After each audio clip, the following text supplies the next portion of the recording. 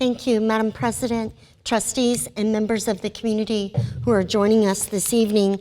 It has been a very busy 2 weeks, week and a half since our children and our classes ended that we've been wrapping up. On Thursday, as Fred mentioned, it was such an honor to have Fred Klein MC our amazing evening of honors for 61 of our retiring staff members.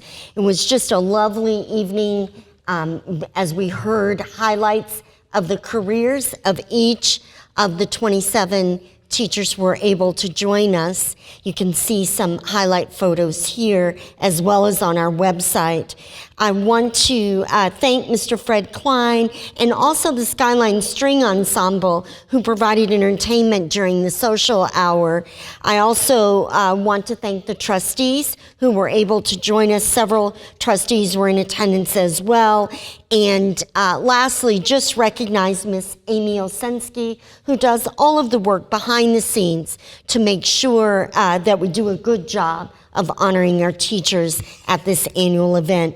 It was a lovely evening all the way around and a great way to say goodbye and thank you to our retiring staff members for all their amazing work and support of children in the Ann Arbor Public Schools. A fun fact, over 1,300 years of service among that group of retirees, and we're very grateful for every day the bell rang and our team shows up to serve students.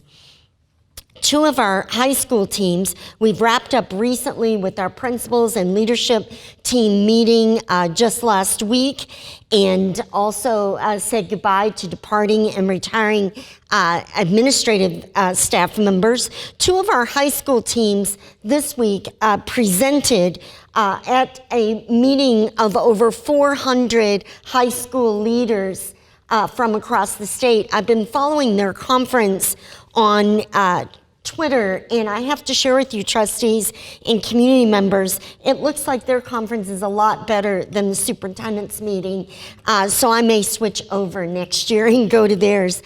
Just today, they had student speakers at their conference. 2 of our high school teams presented.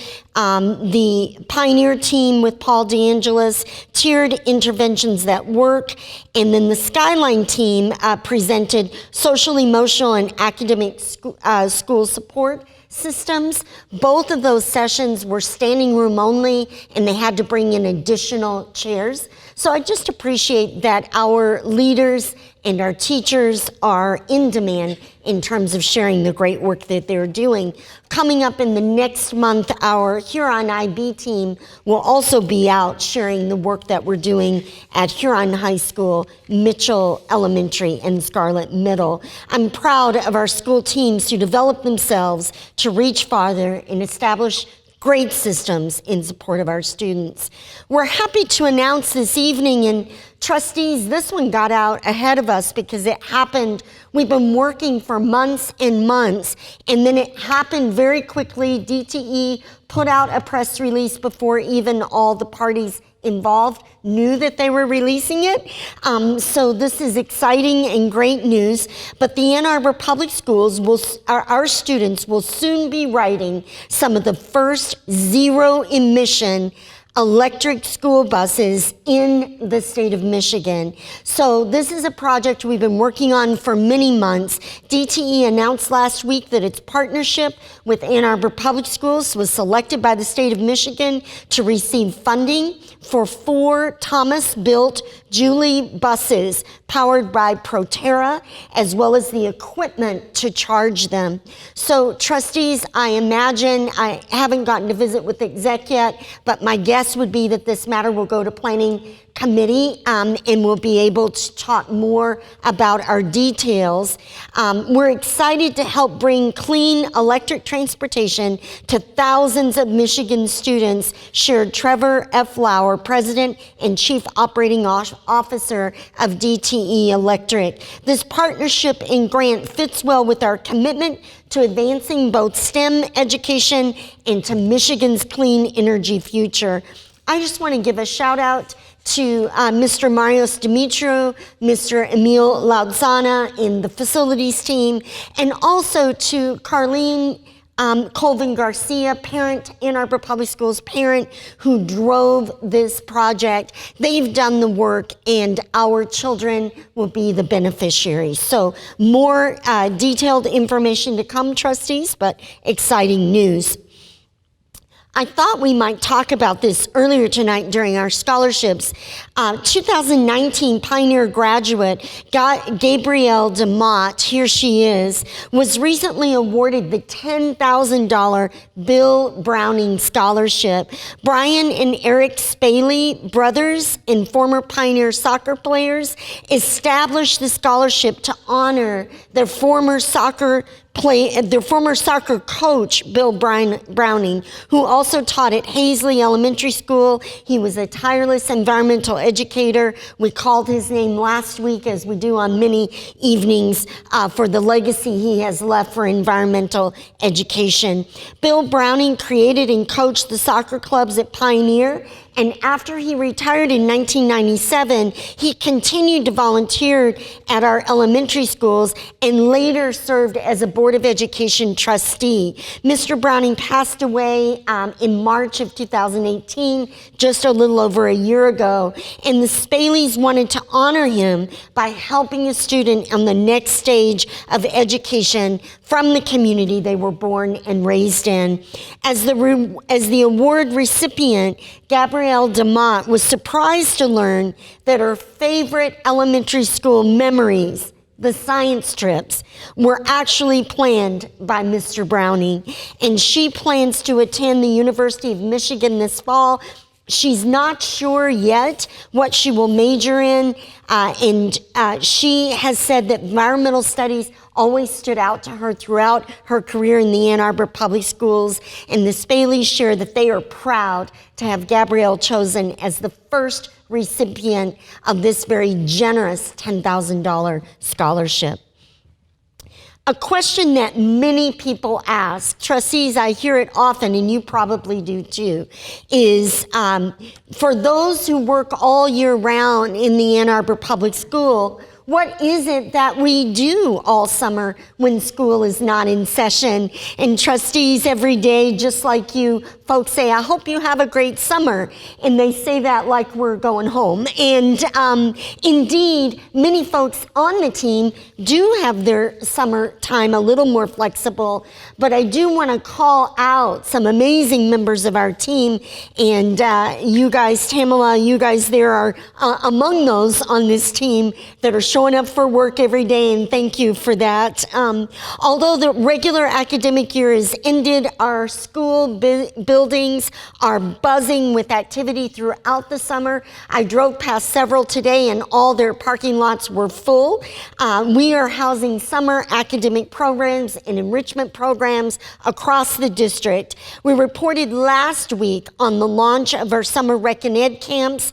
We will offer more than 200 summer classes, right at 5,000 registrations to keep children and adults active and engaged with learning. So these include sports, art, science, STEAM, cooking, reading, writing camps, you name it. I know Ms. Baccalaureate would want me to add, if you are a parent and you're out there and you haven't signed up yet, there are a few slots still available. So we encourage you to get online and sign up, or give our office a call and we'll be happy to help. In addition, the instructional team has designed many academic support opportunities. Just some highlights, trustees: the Elementary Summer Learning Institute for rising second and third graders, recommended by their classroom teacher, and the Fractions Academy is offered to rising third grade students. Those are well underway.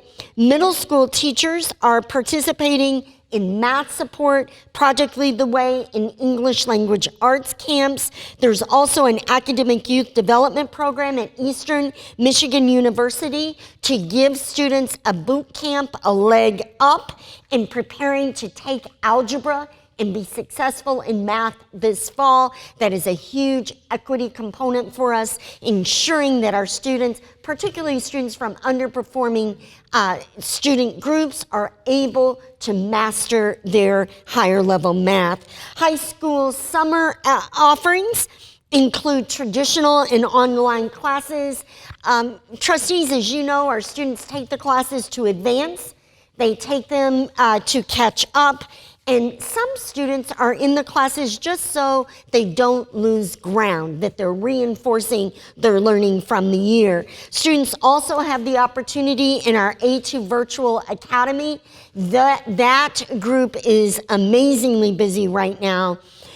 In addition, a number of summer programs focused on supporting students with specific extra needs that they have. A shout out to Ms. Concetta Lewis and all of our team on Extended School Year, ESY, for our students with special needs in preschool all the way through 12th grade. Very robust program. Our Title I students who have reading and writing support at a number of school locations around the district. Our Title III students who participate in ELL program, English Language Learning Program, in partnership with the University of Michigan.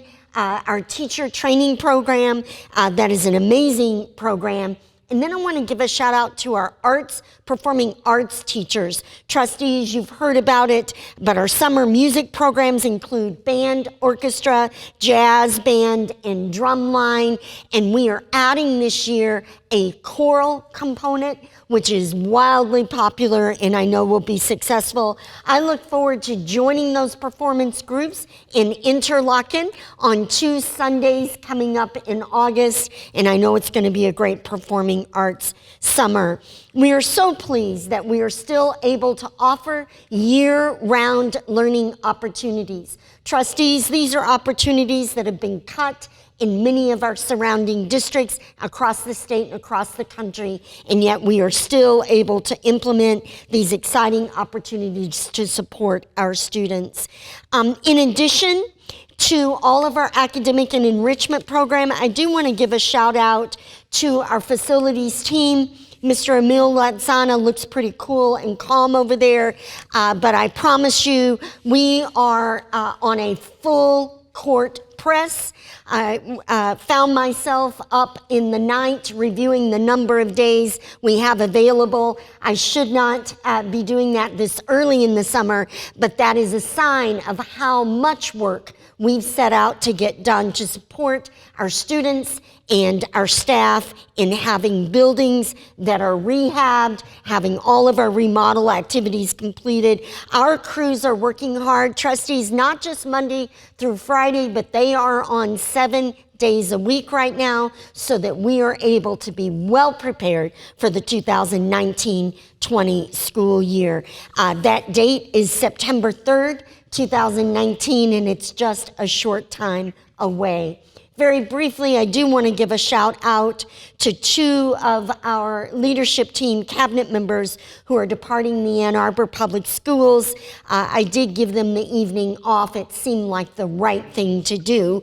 Ms. Concetta Lewis, who is joining the Rochester School District, and Miss Leanne Dickinson Kelly, who is embarking on a well-deserved retirement. We appreciate the exemplary work and the sacrifices of both these individuals that they have given in service to children in the Ann Arbor Public Schools, and we wish them all the best in their next steps.